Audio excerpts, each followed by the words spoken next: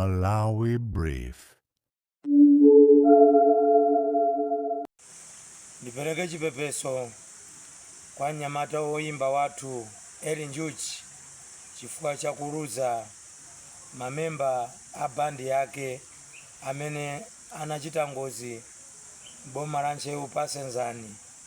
Komanso mwapaderadera ndithokoze President wa dziko lino Professor Arthur Peter Mutharika potengapo gawo kunena kuti zimenezi zikapepuke ku mabanja a anthu amene atisiya pa ngozi imeneyi. A President choti ndiyankhule kwambiri ndilibe, kwa ine ndikuthokoza, komanso ndikupemphani kuti boma lanu likondoletse anthu oyimbawa kapena opanga mafilimu osiyanasiyana amene amatisangalatsa ndi kutiphunzitsa m'dziko muno.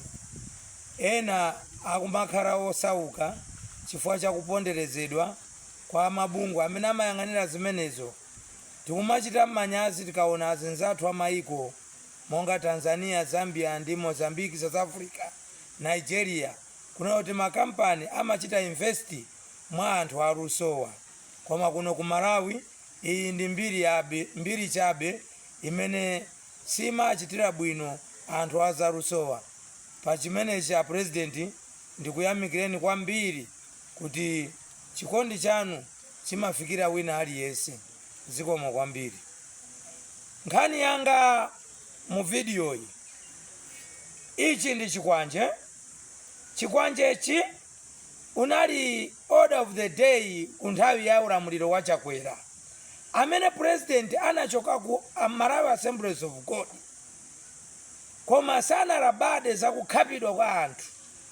Achisale apita ndi tadikira ku Maula prison kukayendera andende, ndipo muthenga wawo mu speech yawo achisale atsimikizira anthu kuti kumeneko akaidi muyembekeze aliyense anaswala mulo akhala mulendo kuno ku Maula.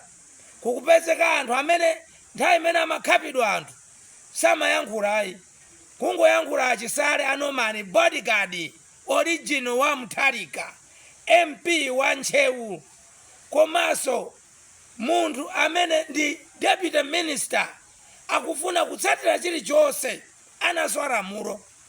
Mukubwera kumatsutsa iyayi mwalakwitsa. Kodi munthu kupereka update kuti anthu amangidwa walakwitsa? Ndipo ino achisale izi zakubwezereni mbuyo. Mupitebe mtsogolo achisale awa wosana chimwe aya aizi kwanje izi auone Unyoro, aione Maula, aione Nzuzu prison, aione Domas prison, aione Mangochi prison. Dziko ili linalowa chisawawa kwambiri. Achisale gwirani ntchito, ife tikupatsani support. Inu ngati muli bodyguard wa Mutharika, ine ndikhala bodyguard wa inu achisale. Wina aliyense asakuzunguzeni mutu, mugwire ntchito. Pomalizira ndikufuna ndisanthule. M'dziko muno tinaluza Agudo Gondwe.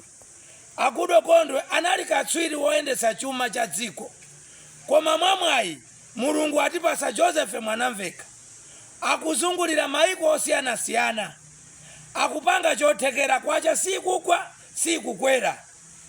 Umenewu ndiye timati umunthu wa munthu woyendetsa chuma.